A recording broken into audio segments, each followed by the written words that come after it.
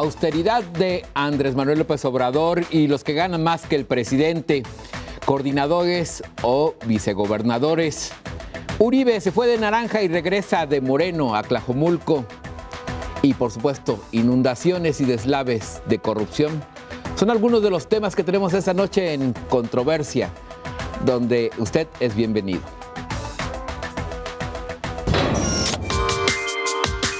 Presenta Andrés Manuel López Obrador un plan de austeridad de 50 puntos que abarcan medidas de ahorro, transparencia y limitaciones en la administración pública.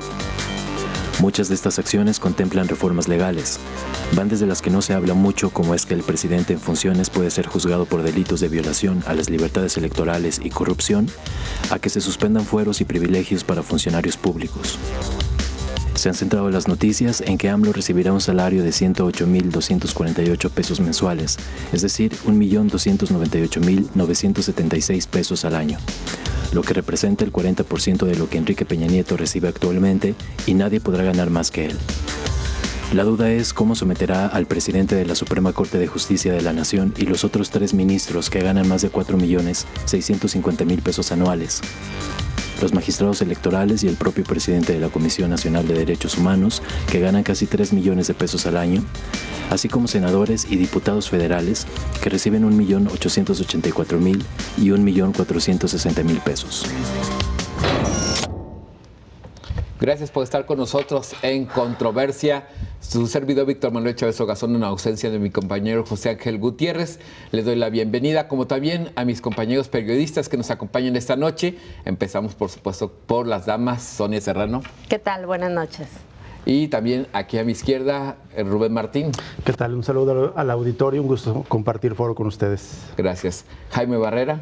Víctor, buenas noches y buenas noches a todos. Y Julio Ríos. Buenas noches, de Canal Víctor. 44. Gracias. Gracias. Y bueno, pues ahí está el primer tema a discutirse. Sin duda alguna ha dado mucho de qué hablar. Es uno de los temas que viene empujando fuerte desde la semana pasada. Y bueno, Sonia, pues ¿cuál es tu opinión? ¿Se podrá hacer? ¿Será una realidad esto? Bueno, hay algunas medidas que me parece que para muchos podrían parecer urgentes. Creo que los excesos que se han cometido desde todos los espacios de poder son claros, se han documentado una y otra vez, no nada más los casos de corrupción, sino también lo que significa lo que podríamos considerar una corrupción legal, que es pues toda esta manera de adaptar la ley sobre los derechos ya adquiridos, sobre los salarios, también ya sobre los que ya se tienen derechos, que es legislación que de alguna manera tenía como espíritu proteger al trabajador común y corriente, pero que luego los funcionarios públicos la han utilizado de manera arbitraria a su favor. Lo vemos en cada uno de los espacios, en los ayuntamientos, en los congresos de los estados, en el Congreso de la Unión, por supuesto los poderes judiciales en los 2 niveles, en el estatal y el federal, y bien en los ejecutivos estatal y federal.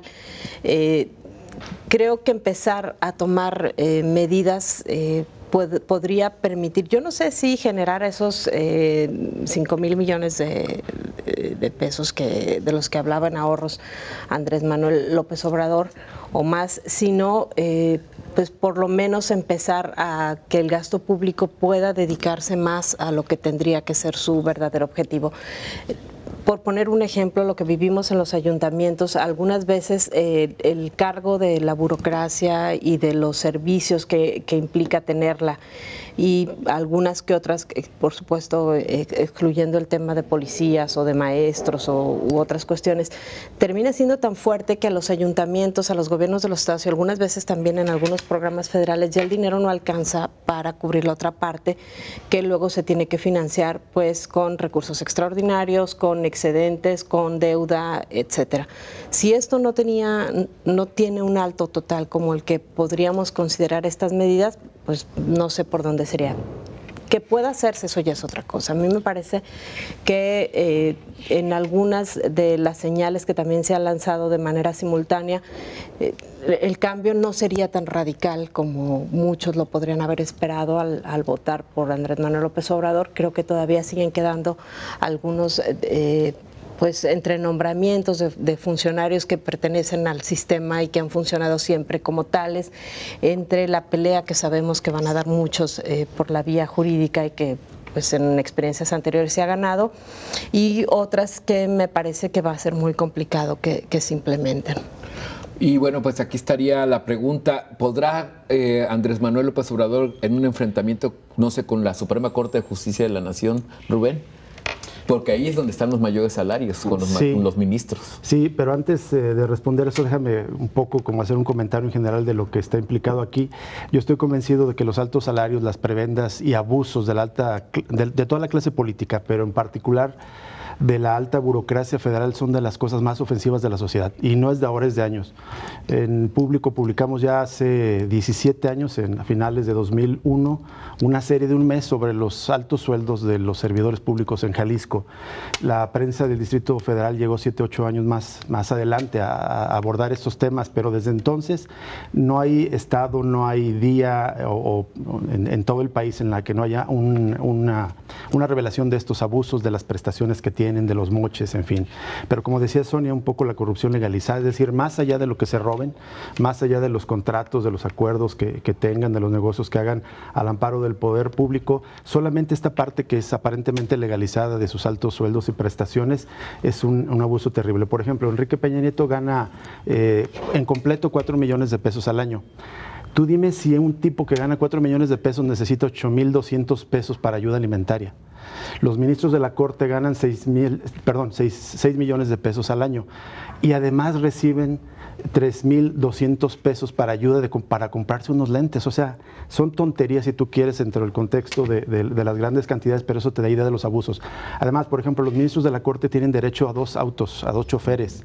Y Enrique Peña Nieto no necesita 8,200 pesos para ayuda alimentaria cuando sabemos que se le paga absolutamente todo radicando en Los Pinos, es decir, que también nos cuesta a los mexicanos. Ahora, son casos concretos y hay por ahí algunas de estos críticos, opinadores liberales que no entienden, que les parece que es exagerado estos cambios, y si lo ponemos en dimensión, no, es altísimo el dinero que se va a la alta burocracia.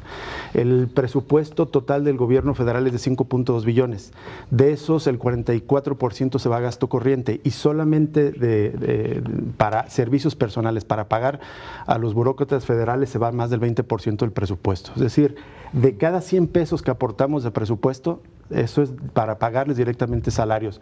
Ahora, es evidente que a los médicos, enfermeras, policías, en fin, muchísimos servicios que presta el gobierno federal está justificado.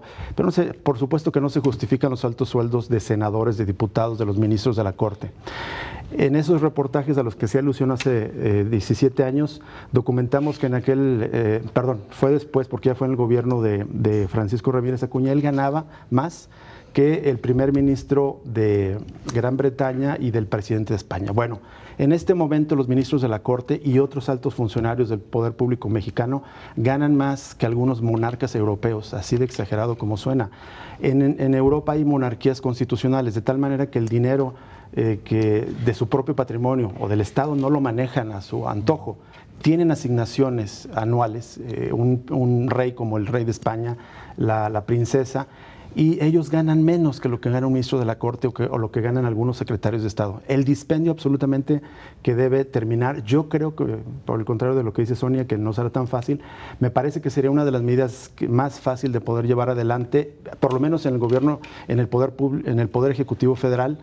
En el Poder Legislativo ya los que se están apuntando para ser coordinadores de Morena en el Senado, tanto Monreal como Martí Batres, hablan de disminuir 2,000 millones de pesos en el gasto del Senado y otros más de 1,500, unos 1,800 millones de pesos en la Cámara de Diputados. Por el anuncio del presidente de la Corte es probable que ellos intenten defenderse, sin embargo, en la mayoría legislativa que tienen, pienso que se van a ver forzados a aceptar esa disminución de sus salarios. Jaime, en este caso, teniendo un Congreso a modo, ¿crees que pudiera salir adelante López Obrador? Bueno, yo creo que es un instrumento que le va a ayudar. Creo yo que el motor de este récord de votos, de más de 30 millones de votos que tuvo Andrés Manuel López Obrador, es justamente el hartazgo y la irritación social que causan todos estos privilegios, ¿no? Que han dado lo que hemos llamado la corrupción institucionalizada, todos estos privilegios a los que refería Sonia y Rubén. Tiene que aprovechar el bono democrático que tiene Andrés Manuel para cumplir este tema que tiene que ver con el tema de la austeridad que prometió y que es una parte de la fuente de recursos que quiere ahorrarse Andrés Manuel para llevar a cabo todas las políticas públicas que prometió y que también lograron el voto popular. Si no, pues ahí puede empezar a quedar mal y a defraudar a quienes tanta esperanza tienen en estos momentos en el nuevo gobierno de Andrés Manuel López Obrador y que logró pues una importante mayoría en las dos cámaras. Creo que eso lo tiene que usar para enfrentar los litigios que claramente ya dijo el presidente de la Corte y elevarles el costo social a quienes quieran discutir eso. Yo de entrada me pregunto qué está pensando, por ejemplo, Marcelo Ebrard, que con un sueldo menor a 108,000 pesos, desde luego no puede llevar el tren de vida que tiene, ¿no? Para vivir en París, en Canadá, ir y venir, rentar varias casas ahí en las zonas más exclusivas de la Ciudad de México.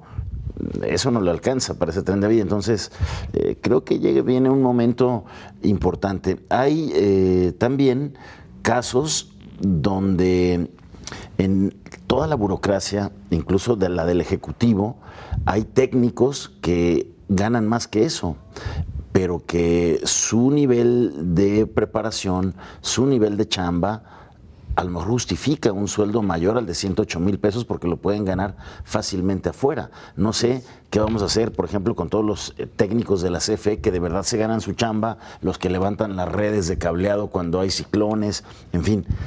Creo que es un tema que nos va a llevar a la discusión, pero estoy de acuerdo en que la alta burocracia y todos los privilegios que hay, esos se deben de quitar porque es una de las promesas más claras de Andrés Manuel. Y bueno, aquí también hay senadores y también hay diputados federales que tienen altos salarios, ¿no? Sí, claro. Aunque bueno, en lo del Poder Legislativo, como ya comentaban, a lo mejor no hay tanto problema porque la mayoría es del partido que triunfó con López Obrador, de la coalición incluso, ¿no? La gran mayoría. Y también en el Poder Ejecutivo no va a haber mayor problema porque no se requieren reformas constitucionales, ni siquiera reformas a la ley orgánica del Poder Ejecutivo Federal. Es decir, solamente con ajustes, en este caso, como los que he anunciado.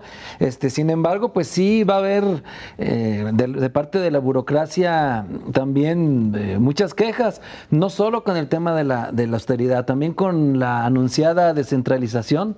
Hay que recordar que muchos de los burócratas tienen ya su vida, por ejemplo, en la Ciudad de México, las escuelas de sus hijos, las casas. Ahí va a estar muy complicado también cómo se va a dar esto, que no le van a alcanzar, yo creo, los 6 años para hacer esta descentralización. Pero bueno, todos los mexicanos sin duda recibimos con gusto estas medidas de austeridad, sobre todo por la mala fama que tienen los burócratas, que más bien lo recordamos como en el programa de Héctor Suárez, que ponía más obstáculos que soluciones y que estaban sin trabajar. Entonces, falta también que además de rebajar los sueldos, también venga la eficiencia, que es algo de lo que no hay en la burocracia federal, estatal y las municipales. Así es, bueno, pues ahí están 50 buenas intenciones en papel. Vamos a ver si se llevan a cabo. Vamos a una pausa, pero regresamos con otro tema.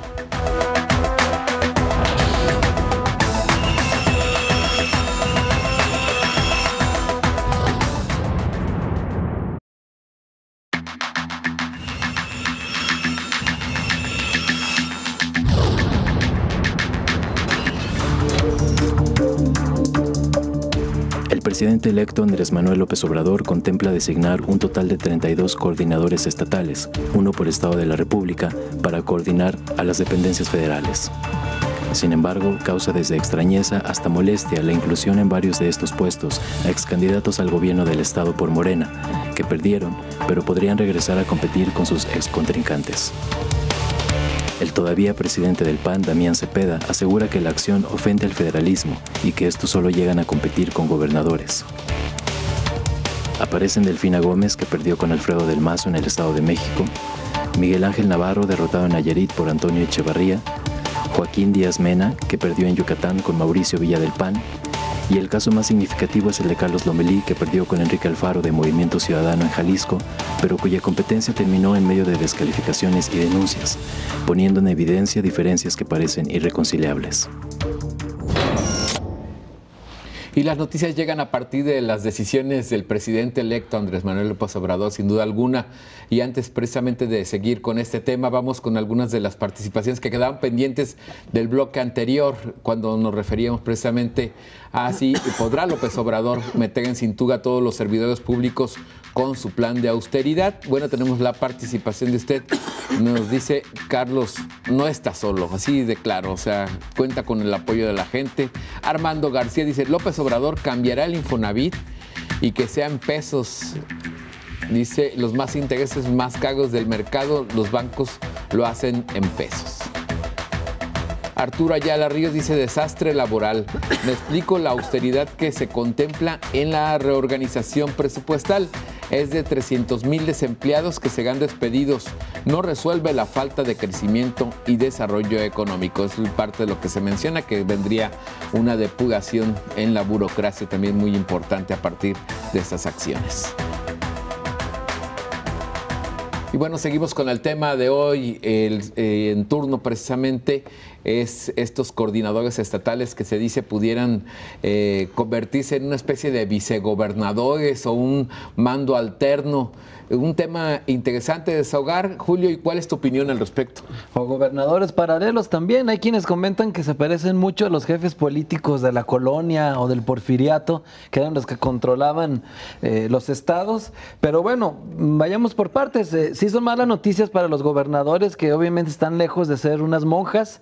Esto tiene cierta lógica, porque hay que recordar que ya tenemos malas experiencias con los Duarte, con los Borges, de todo lo que hicieron con el dinero federal que les llegaba, que por cierto, por no impulsar luego la recaudación propia, pues simplemente estiraban la mano y les gustaba más hacer eso, y de ahí venían todo este tipo de tropelías que ya vimos. Y considerando que 25 de las gubernaturas aún seguirán en las manos de los partidos que son el PRI y el PAN y una del PRD, pues entonces tiene lógica el hecho de cuidarle las manos, porque es el último reducto que tienen estos partidos para intensificar el pillaje, o al menos esa es la presunción. Entonces, pues ahí el espíritu pareciera bueno. Lo que no es tan sano es que, como ya vimos en la cápsula, sean adversarios políticos de los que van a estar como gobernadores o quienes aspiran a ser candidatos de Morena en los próximos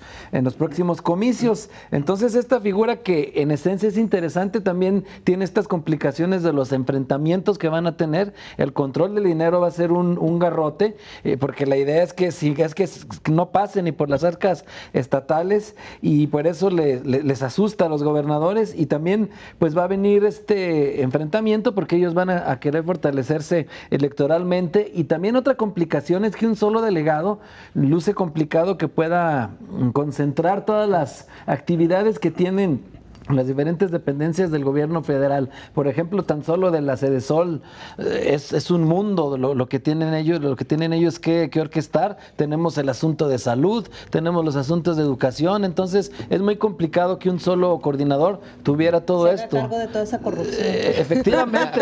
Y que esas son las delegaciones, ¿no? Esas son las delegaciones. Entonces, el esquema que pareciera tener un sentido positivo de cuidarle las manos a los gobernadores, también puede tener todas estas complicaciones ya en su operación, y sobre todo van a hacer estos enfrentamientos frontales. Ahora vamos a ver que los presidentes municipales van a tener que ir a hacer antesala, no con el gobernador, sino con estos coordinadores. Aquí en el caso de Jalisco van a tener que hacerlo con Carlos Lomelí y no con Enrique Alfaro en todo caso, y se vería no solo restado el poder político, sino también esta representación electoral que en las urnas ganaron. Aunque eso ya lo hacían yendo a gestionar cosas con los diputados y los moches. Con los diputados, los moches, a las oficinas federales. Pero imagínate el poder político que concentrará este coordinador teniendo la billetera de todos estos programas. O sea, sin duda es faraónico. Así es. Se avecina choque de trenes, Jaime, en Jalisco, sobre todo considerando cómo terminó las campañas entre esos dos contrincantes políticos. A ver, sin duda no es una buena noticia. Estoy seguro que no fue una buena noticia para Enrique Alfaro, que por cierto sigue de vacaciones. Le cayó mal en Moscú. En Moscú, sí, seguramente. Porque bueno, como decíamos en la cápsula, fue una campaña que subió de tono. A ver, yo creo que yo veo positivo el hecho de que se quiera simplificar una enorme burocracia federal que hay en los estados, en donde hay más de 60 delegaciones, desde pequeñas delegaciones hasta las grandes como el IMSS, el ISSSTE, la parte federal de educación, la PGR, las bases militares que son parte del gobierno federal. Yo creo que va a haber un adelgazamiento parcial de las delegaciones. Veo técnicamente imposible que una sola persona pueda hacerse cargo de todo. Lo que sí es cuestionable es que la definición de estas coordinaciones estatales tiene claramente más un espíritu político partidista que administrativo, y así lo dejan ver los perfiles, que son los candidatos perdedores de Morena en las elecciones estatales del 1 de julio y del año pasado. Y no nombró coordinadores en los 5 estados donde ganó la gubernatura. Entonces ahí dices, a ver, donde no tengo gobernador tengo que poner a uno que es mi candidato que perdió, lo que deja claramente un tufo a querer usar la administración pública para fortalecer toda la estructura de partido, en especial de Morena, para tratar de ir asegurando triunfos en las gubernaturas que aún no tiene, ¿no? Aún con una concepción muy añeja del ejercicio del poder desde el gobierno. Yo es lo que cuestionaría. Y bueno, pues se hablaba, por ejemplo, Zagarpa tiene 72,000 millones de pesos y poco se notaba en el reparto hacia los estados. Sonia, hablabas hace un momento de corrupción en las delegaciones y ahí es donde quizás se reflejaba más en algunos momentos, sobre todo con tantas direcciones y subdelegaciones. ¿Cómo podría encontrar Andrés Manuel López Obrador, sino en quienes fueron sus candidatos, a los hombres de confianza para quizás contener eso? Sí, a mí lo que me parece es que se está haciendo un gran escándalo de algo que todavía no sabemos exactamente cómo va a funcionar y sobre todo cómo va a funcionar institucionalmente, porque no ha habido una reforma ni un cambio en los esquemas federalistas del país, que eso tendrá que funcionar de la misma manera. Yo creo que las delegaciones han sido una gran caja oscura de los recursos del gobierno. Lo vemos en cualquier área, sométela a cualquiera, la que quieras, a revisión, salud, educación, el campo, los programas sociales. Una vez que llegan a los estados, se pierde la pista. Es decir, si tú te pones a rastrear el dinero vía transparencia, vía los portales, hay claridad en las dependencias federales de cómo se distribuye, hay claridad en las reglas de distribución hacia los estados, hacia los municipios, pero luego hay una gran caja negra y nada más para confirmar esto, hay que ver las auditorías año con año de gasto federalizado que entrega la Auditoría Superior de la Federación. Son los grandes espacios de corrupción. No hay ninguna garantía de que los recursos federales en realidad se estén utilizando de manera correcta. Nada más hay que ver cómo está Jalisco, por poner un ejemplo. Le debemos en aclaraciones 17,000 millones de pesos al gobierno federal, que nadie sabe cómo se ejercieron. Pero eso es lo que llega al gobierno estatal y ejerce el gobierno estatal.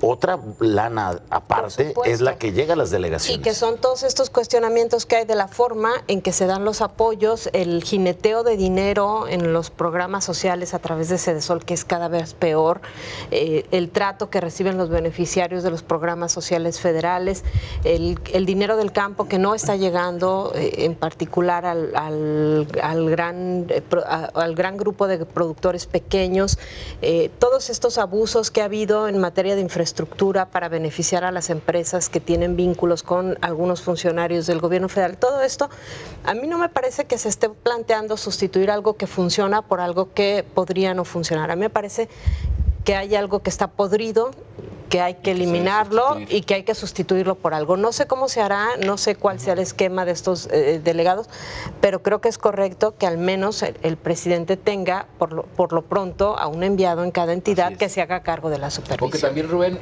pues antes pareciera que el gobernador llevaba mano y elegía a sus propios delegados, o al menos tenía cierta influencia. Claro, algunos, ¿no? Quizás los más poderosos. Otros directamente eran nombrados ya ni siquiera por el presidente, más bien por el partido. Yo creo que la estructura de delegados correspondía más bien a la figura, al viejo esquema de PRI-gobierno, porque también los veíamos en campaña trabajando para ganar votos, para cobrar los favores de los programas sociales, para hacer clientelismo, para distribuir recursos de las delegaciones a favor del PRI.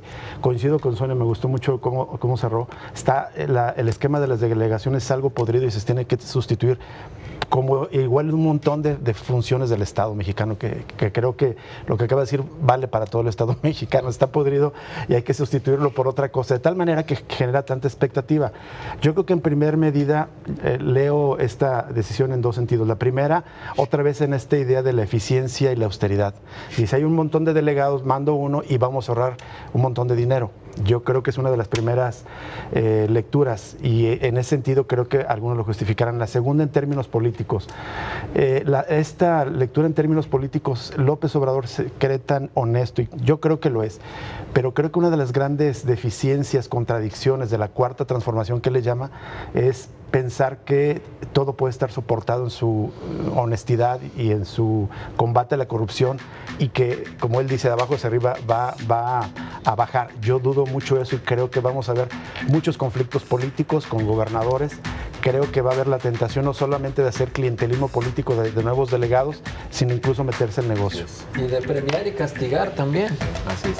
Y bueno, pues ante lo desconocido precisamente, o más bien lo desconocido, la llegada de ante lo que ya no sirve, pues creo que hay que darle al menos una oportunidad. Eso es quizás la premisa, ¿no? El beneficio de la duda. Bueno, vamos a una pausa, pero regresamos con más participación de la gente y otro tema, por supuesto.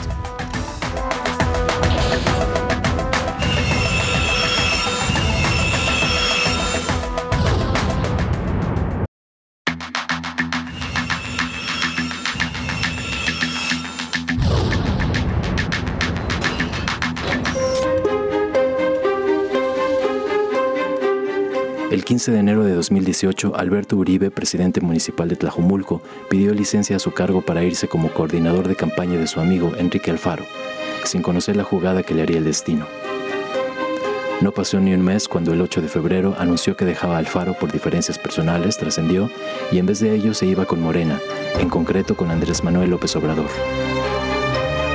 Terminada la elección y una vez que rindió cuentas, Alberto Uribe regresa al ayuntamiento en forma sorpresiva, sobre todo cuando se asegura que todo su equipo, los directores, responde a Movimiento Ciudadano. Él anuncia por lo pronto que no habrá cacería de brujas al interior del gobierno municipal. Marcelo Ebrard dijo en su momento que Uribe tendría un rol decisivo en la campaña de Andrés Manuel López Obrador. Sin embargo, de momento no suena para nada, y solo el tiempo lo dirá. Y bueno, antes de entrar a la discusión y análisis de este tema, vamos con la participación de nuestros televidentes respecto al anterior, relacionado precisamente con los coordinadores estatales o vicegobernadores. Y bueno, tenemos una de las participaciones que dice: con Carlos Lomelí, contemplado en este caso para Jalisco, bueno, pues ¿qué pasaría en este caso comparando o considerando su trabajo con el que llevará el gobernador hoy electo Enrique Alfaro? Y Dani Arcade dice: ¿dictadura dónde? Jesús Sandoval dice: los gobernadores ahora serán más cuidadosos con el dinero que llega, precisamente porque tendrán un contrapeso serio. El asunto creo que sería en ese sentido, es lo que dice Jesús Sandoval. Y bueno, parte de lo que comentábamos. Y bueno, pues está este tema precisamente, Alberto Uribe, que el día de ayer hizo oficial su regreso al municipio de Tlajomulco de Zúñiga, ya no como parte de Movimiento Ciudadano, sino como Morena. Y bueno, pues todo el mundo se pregunta cuál será su destino. Y bueno, pues en este caso, Jaime Barrega, coméntanos qué opinas, a ver, qué sucederá. A ver, el escenario que más se veía porque también en la contienda electoral como que subieron de tono las cosas entre Uribe y el alfarismo, al que antes pertenecía. Entonces el escenario era que iban a salir chispas a su llegada al ayuntamiento de Tlajomulco ayer, y aquello se dio tan tranquilo, no pasó nada, ya se reunió con los regidores de MC, que siguen teniendo ahí el control del ayuntamiento, ya se reunió con sus principales funcionarios, algunas posiciones las cambiaron en lo que él llegó, creo que 3 directores que él tenía cuando se fue y cuando rompió con Alfaro los removieron, los quitaron. Uribe a media campaña elevó el tono y decía: cuando regrese voy a empezar a ajustar cuentas, a despedir gente, porque tomaron el ayuntamiento de Tlajomulco como una oficina de campaña de MC para ayudar al candidato Salvador Zamora. En fin, yo hoy hablé con él, eso pues el tono cambió totalmente, y dice que pues hay cosas mucho más importantes que llegar al ajuste de cuentas para cerrar en estos 2 meses y medio que le quedan antes de cerrar la administración. Creo que llega tranquilo un poco, a lo mejor por los resultados que obtuvo. Él pues señala mucho que Andrés Manuel logró aquí una votación récord de casi 1,5 millones de votos, más que el candidato a gobernador, y eso como que lo tiene tranquilo también, y en espera de ver si Andrés Manuel o Marcelo Ebrard, que es como el que lo invita a este papel en la campaña electoral que pasó, lo invitan a formar parte de la administración federal, que es como a lo que Alberto Uribe le apuesta, ¿no? Así es. Ahora, pero en ese escenario, Rubén, ¿qué tanto lo merece? ¿Qué participación tiene o qué participación debe tener, sobre todo en ese peso que representa pues haber estado jugando para Andrés Manuel López Obrador aquí en Jalisco? Bueno, creo que del tema de los temas que tenemos esta noche es el que menos les interesa a la audiencia, el futuro de un tipo en particular. Me parece que desde mi punto de vista sería más conveniente como reflexionar sobre lo que implica en términos del reacomodo de la partidocracia, y creo que es un buen ejemplo en ese sentido. Él supo acomodarse a tiempo en ese barco por las diferencias personales que se sabe que tenía con Enrique Alfaro, pero de otro lado también lo que leo en los resultados que ya comentaba Jaime es que era muy importante en términos no solo para Movimiento Ciudadano, cuando todavía era parte de él, Enrique Alfaro, sino para él en lo personal no perder Tlajomulco, y es obvio que no solo le echaron todos los kilos al asador, sino que revela la disputa por Tlajomulco, ya que hablamos de ese municipio, cómo se operan las cosas. A lo mejor recordarán que casi al arrancar la campaña hubo una disputa por un personaje de Morena que le habían dicho que iba a ser candidato a diputado y después que no, pero entonces dijo públicamente en varias entrevistas que no le estaban pagando lo suficiente por mover su aparato, por mover al grupo de personas que estaba moviendo, y tenía un costo, y lo decía abiertamente: a fulano le tengo que pagar tanto, a fulano le tengo que pagar tanto. En fin, esto revela cómo se juega la política, cómo en las elecciones del pasado 1 de julio de una sacudida a la partidocracia tradicional, cómo afectó a Movimiento Ciudadano en general en el país, y el mismo Enrique Alfaro sacó, y Movimiento Ciudadano, menos votos aquí, pero mantuvieron el control de Tlajomulco. Es como un bastión, es algo más como simbólico. En términos personales, por la votación que sacó a López Obrador, ya dijo Jaime, él va a encontrar buen acomodo, pero también revela un poco cómo son las trayectorias políticas, ¿no?, que se tienen que ir tejiendo en la clase política. Él se formó con José Luis del Sanabria en el PRI, se pasó junto con Alfaro al PRD y ahora está en Morena, es decir, ha sabido cómo acomodarse. Eso habla de su pragmatismo, tiene buena relación con Ebrard, y pues no le va a ir mal, aunque le haya ido mal en Tlajomulco, ¿no? Y Sonia, pues Tlajomulco, bastión, ¿sustituye a Guadalajara en el juego? No, a ver, lo que Políticamente significa Tlajomulco para MC, coincido con René, es un tema más de símbolos que cualquier otra cosa. El problema también aquí es que en Morena, en Jalisco, hay una disputa también interna, como sucede en todos los partidos políticos, es decir, no se crearon grupos hegemónicos en donde todos iban en el mismo sentido. Por supuesto que también hay intereses, y en estos intereses hubo una disputa entre el grupo de Carlos Lomelí y la incorporación de Alberto Uribe. De hecho, los medios de comunicación nos enteramos porque ellos mismos se encargan de, pues, un poco como burlarse. Bueno, pues ya se llamó a los que van a estar trabajando directamente con Andrés Manuel y no le hablaron a Alberto Uribe, que lo más seguro es que va a tener que regresar a Tlajomulco, como finalmente sucedió. Esa es la lectura que hace el grupo de Carlos Lomelí.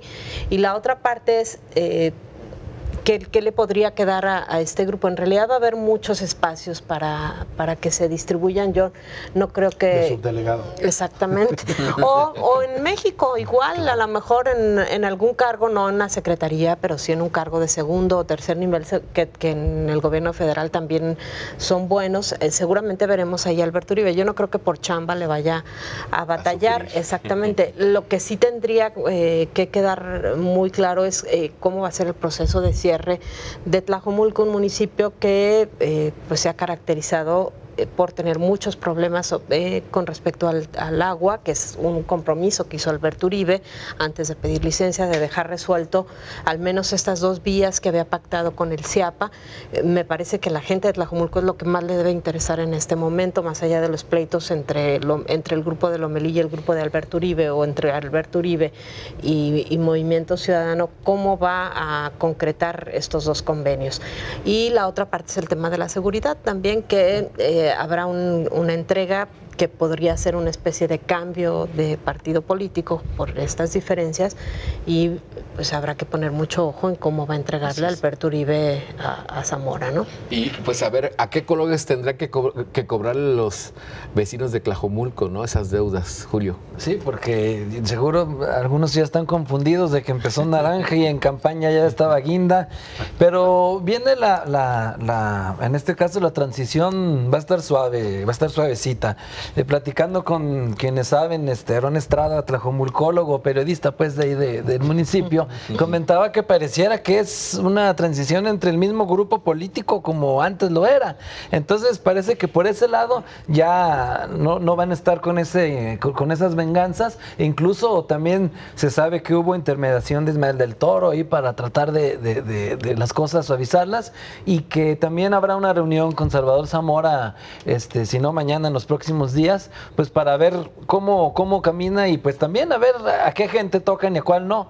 Y en este sentido, lo que el futuro de Uribe, el papel que él hubiera podido tener, porque él sigue con la mira puesta en ser alcalde de Guadalajara también en la próxima elección, sería llegar al partido, al comité estatal de Morena, donde también hay nómina que garantiza para su grupo cercano. Sin embargo, no pareciera tan fácil, por lo que acaba de comentar Sonia, de que sí había cierta diferencia entre ambos grupos. Entonces, tomando en cuenta que él es más gente de Marcelo Ebrard o de Tatiana Cloutier, seguramente habrá un espacio para ya no federal. Pero pues sí, dentro de Morena ya no se ven ni siquiera las cosas tan suavecitas. Julio tiene razón, seguramente Morena va a ser un gran botín, porque en todos sus puntos de austeridad y anticorrupción, a Andrés Manuel se le olvidó el tema del financiamiento a partidos. De ese no dice ni pío, porque pues Morena va a ser el partido más beneficiado del reparto de prerrogativas, va a tener y más con un financiamiento parecido al que tiene el PRI todavía este año. Más con esa votación récord que obtuvo, ¿no? De eso no dice absolutamente nada Andrés Manuel. Va a tener recursos, pues el segundo, la segunda, la tercera fuerza, ¿no? ¿Quién dice todo? Porque hay quienes dicen que Lomelí quiere todo, partido y... Sí, que quiere partido, aparte de la coordinación, ahí habrá que ver cómo se mueven esas aguas, y si buscara contrapeso, pues ahí entraría Uribe, pero sí pareciera que en lo federal va a tener que buscarle, pero él no va a cejar en su intención de ser candidato a la alcaldía de Guadalajara por Morena. Así es. Y bueno, Tlajomulco de Zúñiga, bastión o no, pero mire, permaneció en los reflectores, y tan es así que estamos hablando del municipio. Vamos a una pausa y regresamos con la última parte.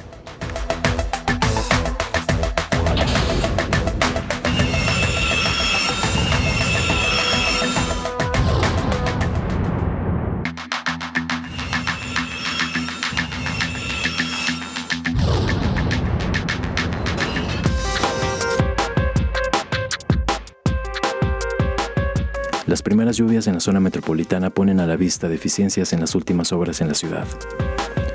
Fuera del caso de Plaza Patria, hay otros casos donde se asegura que antes no se inundaba y ahora sí. Uno de estos casos es el de Alcalde Barranquitas, donde más de 40 fincas han resultado dañadas.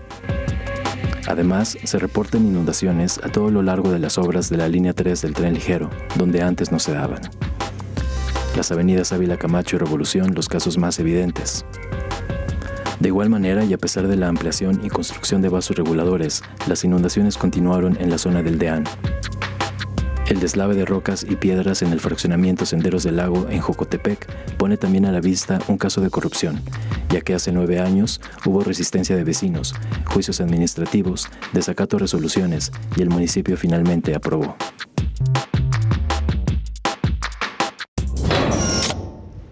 Y bueno, un buen tema que vamos a analizar enseguida, pero antes vamos con la participación de usted a través de nuestras redes sociales. Tenemos ya algunas de ellas. ¿Cómo se dan los últimos meses del alcalde de Tlajomulco, Alberto Uribe, luego de emigrar a Morena y volver al municipio pintado de los colores? Bueno, pues vimos que dejó atrás los de MC. Tenemos algunas participaciones. Jesús Sandoval dice, con la llegada de Uribe Camacho de nuevo a Tlajomulco, sí removieron ya a 2 jefes de oficina. Ahí está el tip que nos pasa Jesús Sandoval, ya hubo cambios. Jesús Núñez Uribe dice, próximo gobernador de Jalisco, ganó mucha credibilidad por sus convicciones, ya lo está candidateando. Y otra de las opiniones precisamente del tema de deslaves e inundaciones en Jalisco, falta de previsión o corrupción encubierta. Bueno, también ya tenemos una participación, se nos adelantó Gorgonio Morales, dice corrupción definitivamente. Y eso es precisamente uno de los puntos de los que queremos hablar, porque pareciera que el agua pone en evidencia este tipo de casos. El más reciente, lo que vimos ahí en Jocotepec con Senderos del Lago. Y bueno, ¿cuántos más, Rubén? ¿Cuántos más estarán así en el estado de Jalisco? Pues son probablemente miles, ¿no? Cuando hace 2 meses más o menos ocurrió aquella lluvia que, por cierto, los expertos dijeron que no era tan atípica, solamente muy intensa, que inundó Plaza Patria, que inundó el 10 de tren. junio. 10 de junio, entonces un mes prácticamente, un poco más. Nuestro amigo y compañero Omar García puso un tuit que decía, se inundó Plaza Patria. Yo le contestaba con ironía y le decía, no, más bien pusieron una plaza donde antes había un arroyo. Es lo mismo, acá pusieron un fraccionamiento donde era una zona de deslaves. Es decir, lo que vemos con este caso es una y otra vez, no hay año, no hay temporal en el que no haya inundaciones, y no solamente en temporal. Por ejemplo, en la línea del 3 también está dejando muchísimos damnificados. Es algo, si quieren, no igual, pero enmarcado del mismo asunto. Está claro que sí hay tema de corrupción, pero es algo más grave.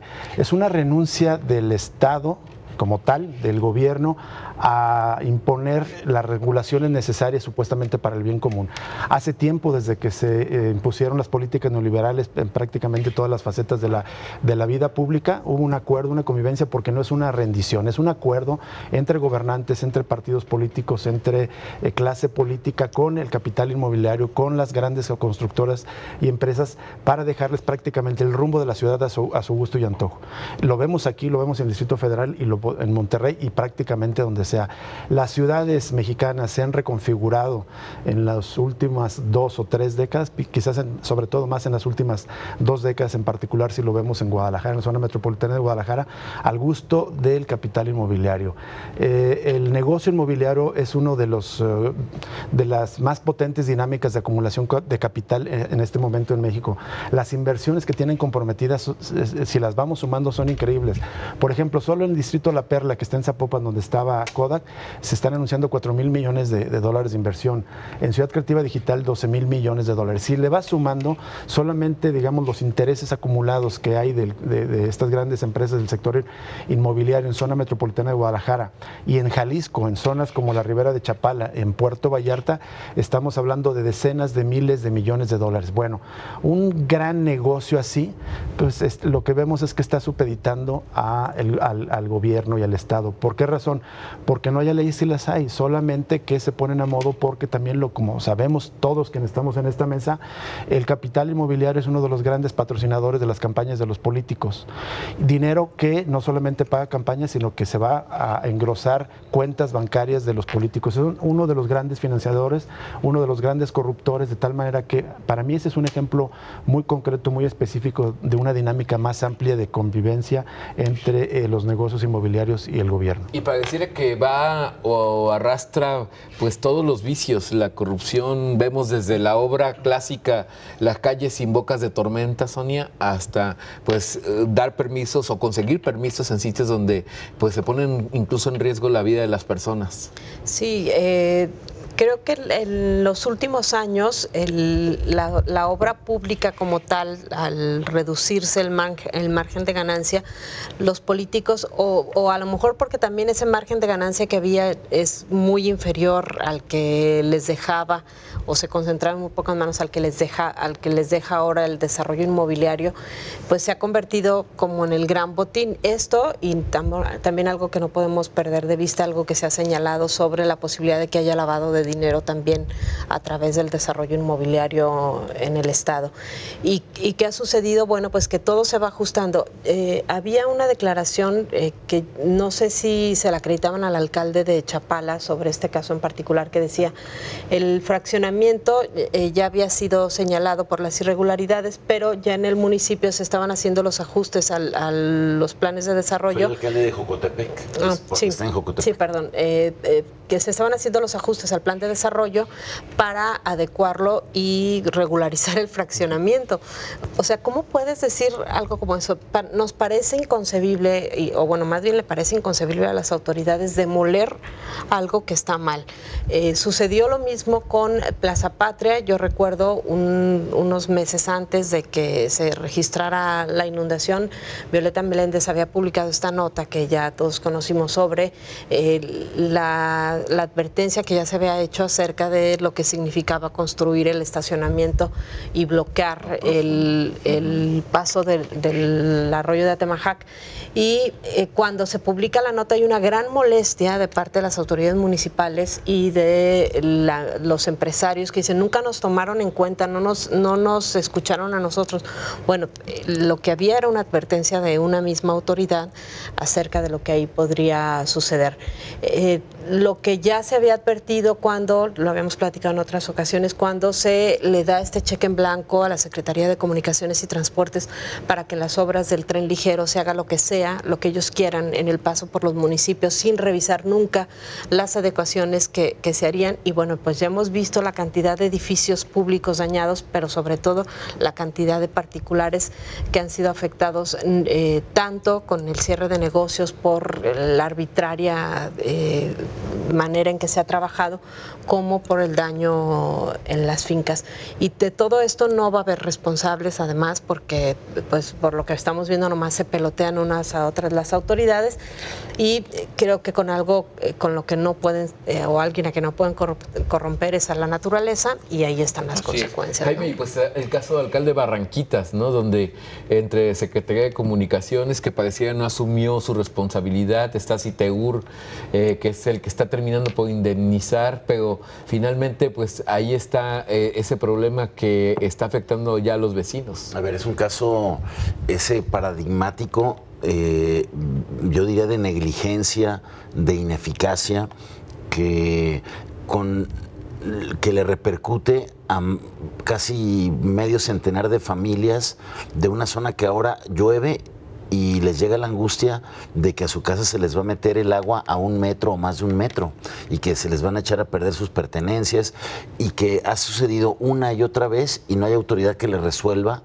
ese asunto, y que hoy lo que les ofrezcan es dejar e irse a vivir a un hotel en el centro de la ciudad. Creo que es un asunto gravísimo que habla de todo este descontrol que hay en el asunto de la infraestructura, y donde muchas veces atraviesa el tema de la corrupción, al igual que en este caso de este fraccionamiento allá en la ladera del cerro que está ahí pegado al lago de Chapala, donde decía la otra vez el mayor Trinidad López Rivas, un dato a mí que me alarmó, decía, a ver, ahí como en esta zona donde está colinas o laderas de, ¿cómo se llama?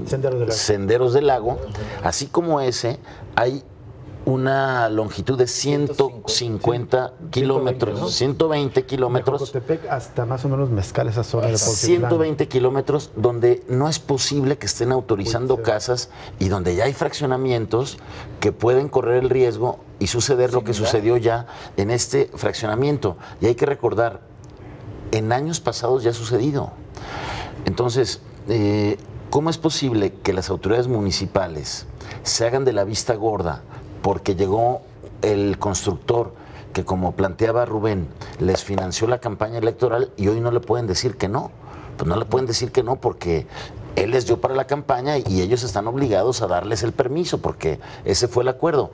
Y hoy ponen en riesgo a los moradores que también, pues de forma incauta, compran un terreno donde pues a lo mejor por sentido común puedes ahí advertir un riesgo, ¿no? Y sin ir tan lejos, Julio, calles que antes no se inundaban, hoy se inundan a partir de algunas obras en la propia ciudad. Y a pesar de que hacen más colectores y más colectores, las inundaciones aumentan. Ya lo decía la semana pasada los especialistas del Departamento de Geografía de la UDG, hasta 400 inundaciones se registran en la zona metropolitana de Guadalajara. Son estos los puntos rojos y en los últimos 20 años se han registrado 40 víctimas mortales de estos sucesos. Un poco que podemos agregar ya lo que han dicho los compañeros, pues el modelo neoliberal en el que cualquier cosa es una mercancía y hay que venderla, pues ahí se refleja en toda su crudeza con este fenómeno inmobiliario. Si encima de su madre pudieran construir, también la vendían y también corrompían a los políticos para que les dieran un permiso. Entonces aquí todo es modificable. Si hay dinero para las campañas o si hay dinero para corromper a los regidores o a los directores, a diferencia de lo que ocurre, por ejemplo, en Francia, que ahora que está tan de moda, donde se planeó la ciudad, por ejemplo, París desde el siglo XIX, ningún motivo puedes tú modificarla, y aquí no pasa. Inexplicable que estén todavía urbanizando en zonas altas como los cerros, el Cerro del Cuatro, el Tesoro, el Gachupín, Bugambilias, el Palomar, todo esto, y que es una bomba de tiempo, y la verdad que esto no va a tener solución si sigue este modelo de negocio, de que se ve como una manera de beneficiarse todos en este círculo vicioso. Así es. Bueno, pues ante las malas obras nos ahoga no solo el agua, también la corrupción. Muchas gracias por estar con nosotros esta noche en Controversia. Gracias a todos y bueno, que pase usted buena noche.